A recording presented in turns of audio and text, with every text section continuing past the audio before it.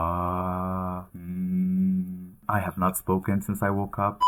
Hello everyone, it is 7 in the morning here in Lhasa and the sun has been shy. So far it's a cloudy day, but I'm up because we're going on a road trip today. So here we are in Lhasa and we're going to be crossing this green line all the way to Nyingchi, which is in the southeast of Tibet. But along the way, we're going to be stopping at Basungcuo, which is a national forest park.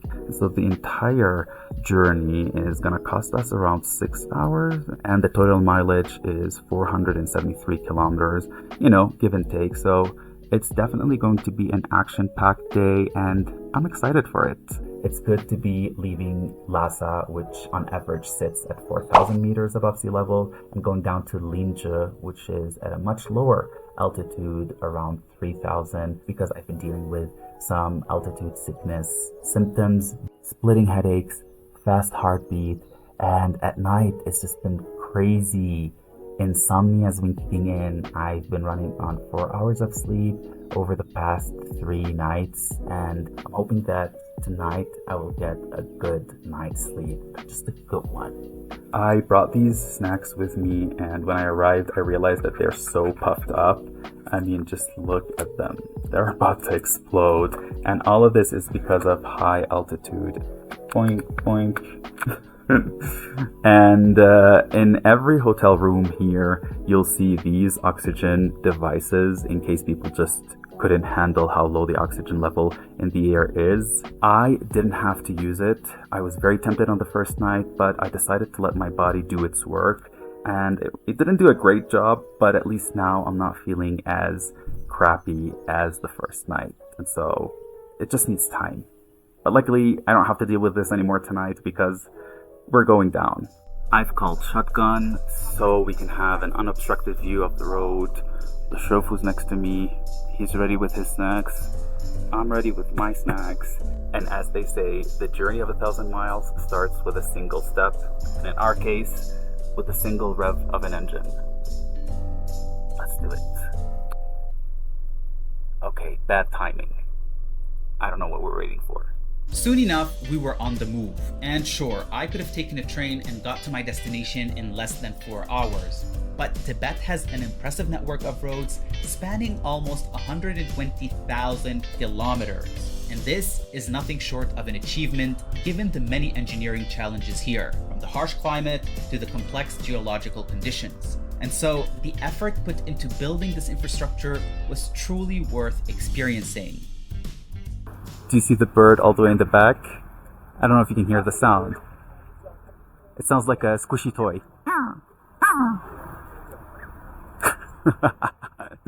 We're taking a quick pit stop at the service station just so, stretch the legs, go on a toilet break. But so far the trip has been really nice. Mountains are surrounding us from all sides. Wherever you look, there are mountains. Let me show you. Mountains, mountains. As far as the eye can see, and even though we are on the roof of the world and the oxygen level is so low, you take a breath and it's so crisp, so clean, so fresh. I don't know, such a beautiful place here. Such a beautiful place.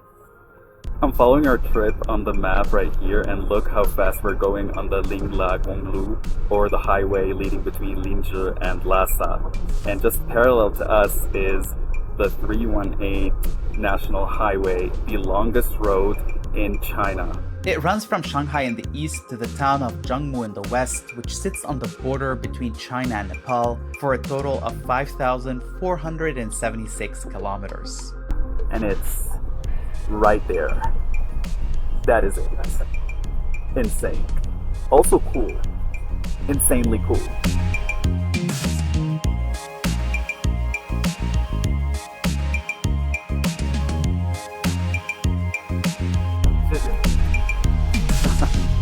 Suzuki. The driver just gave me some snacks. He did it in one go. There you go, struggling. There we go. It's the jelly. The vibration of the car is making me feel very sleepy. It's so soothing, but I'm sort of resenting sleeping because there's just so much beautiful sights to just take in, and I don't want to miss anything. 师傅，你累不累？你不累？怎么不累？ He's not sleepy, so I guess we're in good hands to take a nap. Just a little bit. But guess what? I didn't, because I'm actually a 6-year-old kid at heart and was so intrigued by a bit of snow beside the highway. Right there, a patch of snow. And boy, am I glad I didn't close my eyes, because I would have missed this celebrity of an infrastructure, the Mila Mountain Tunnel. Honestly, at the time, I was just taken aback by how long this thing is. It's a staggering 5,727 meters, and it took us 6 full minutes to cross it from end to end. But that's not why it's a big deal. Little did I know then that I was inside the highest motorway tunnel in the world, sitting at an elevation of 4,774 meters above sea level. The tunnel actually sits right at the border between Lhasa and Linzhi, and so by the time we saw the sunlight again, we had crossed into a new Tibetan prefecture. And as we cruised down the highway, the landscape changed and the greenery became more evident.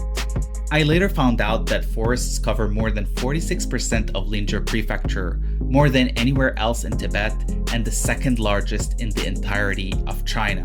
So that was great news for my lungs.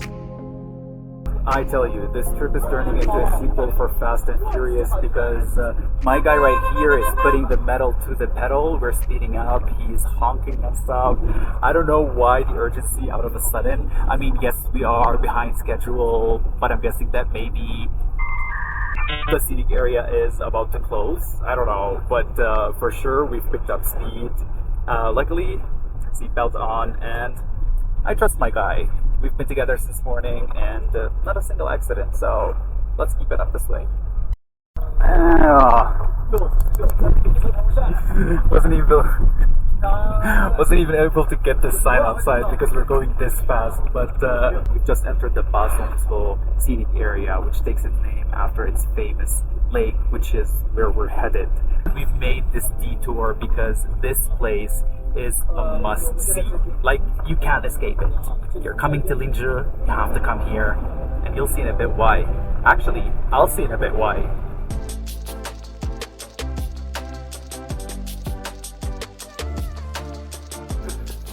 We're climbing up right now to the viewing platforms, but it's a steep climb.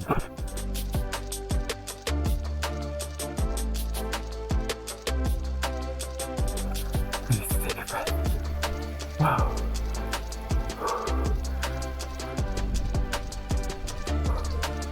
So the famous lake here is also known as Tsoko in Tibetan. I hope I didn't butcher the name, but it means green water. So is the water here really green?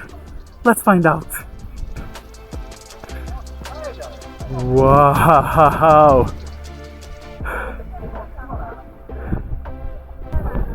Here we go. Okay, so many people here.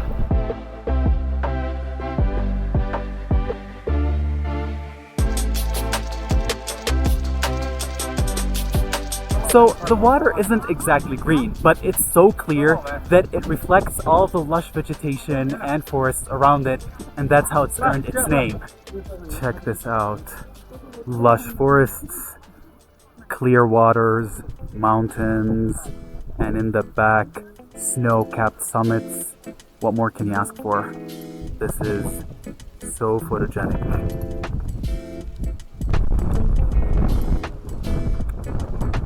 Wow, look at the wind! Out of a sudden there's a gust of wind. More fresh air! What an experience it is. My goodness, we drove 7 hours for this place. We only have 10 minutes here, and it is totally worth it. It started to rain, and look, everyone just left. I guess people can't stand rain, but my oh my. Check what a beautiful place this is. In the far back, right here with my thumb, is an island on which is built a monastery. And this island is thought to be floating on the lake and is not connected to the bottom of the lake. Who would have thought? Who would have thought we had one shot to come here and it started to rain? But you know what? At least we got the views. Alright, let me go before my equipment gets broken. So, crisis averted. Just like that, it became sunny again. We had a very short time slot at the viewing platform and it was gone.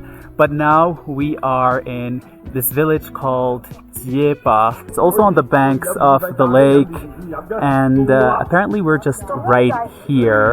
And we have a bit of time to kill. I don't know what I'm gonna do. There's another group of tourists. Ni hao!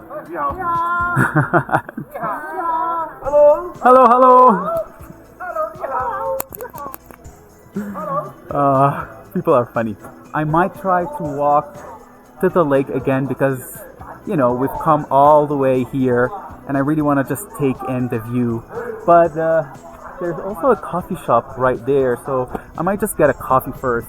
It's very interesting because in Lhasa I saw a lot of coffee shops, and right here, far away from big cities, you also have a coffee shop. I always thought that Tibetan people enjoy tea because they have their suyo cha or butter tea and tian cha or the sweet tea. I guess tastes are changing or they're catering to travelers here.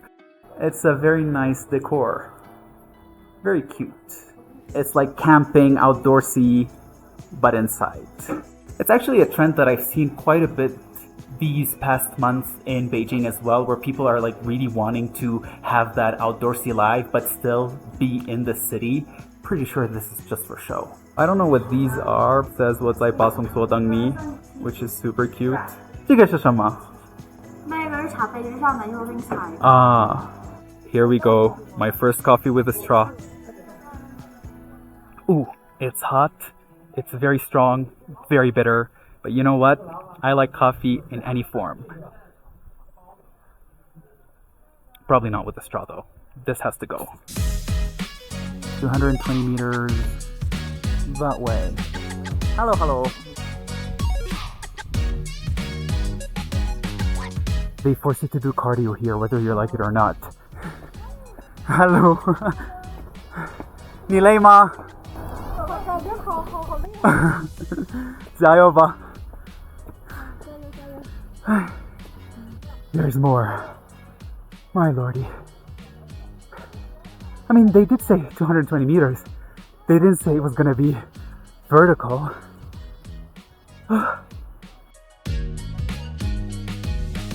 Wow. Look at all the tourists. I'll be joining them soon. This better be good. Take 2 better be good. This is gonna be difficult. Wow. Business-minded people have open shop right here.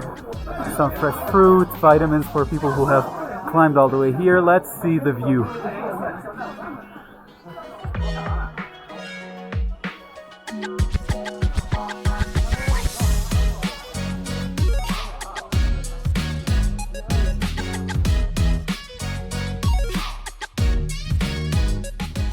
It's crowded. Look at people around me. I mean, it's a good thing for local businesses, but yeah, definitely crowded. People are... Pause. This guy in blue knows what's up. Look at him go that extra mile for a super nice photo.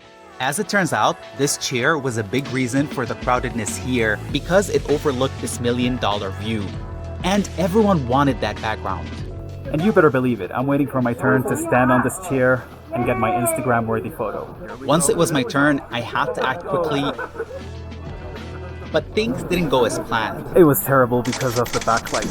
Horrible picture, so maybe I'll ask someone to help me take a photo. Hi, guys, 照片. Wait for a minute. Yeah, no problem. Thank you so much. But we still had issues. Oh, I'm too hot. How about this? Too low? Luckily, my photographer was super adamant on overcoming them. Okay. This is it. Okay. This pose is wonderful. Oh my god, it took a village. Can you take photos with me? Sure, yeah. And so began another photo shoot with me, strangers, and of course, the $1 million background. This was insane in the most positive way possible. You know, I came here for the views, but eventually I stayed for how nice these people are and how much, like, there's so much renown and richie coming from these people. What a beautiful experience. It was a beautiful background.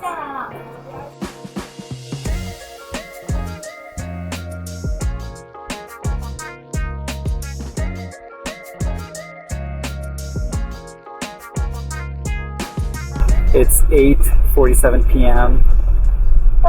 We're half an hour away from being on the road for 12 hours. Yay!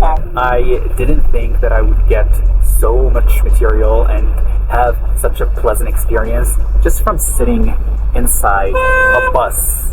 And so, yeah, definitely a winner in my book. If you're still watching until now, thank you for watching. I hope you're enjoying what you're seeing, and I will see you next time. Yeah, it's such a small space. Okay, here's a wonky size yen. Bye-bye! By the way, today we crossed 499 kilometers from start to finish from Lhasa to Linzhi, and we're currently at an elevation of around 2,000 meters above sea level. So hopefully tonight I get some good night's sleep. Bye!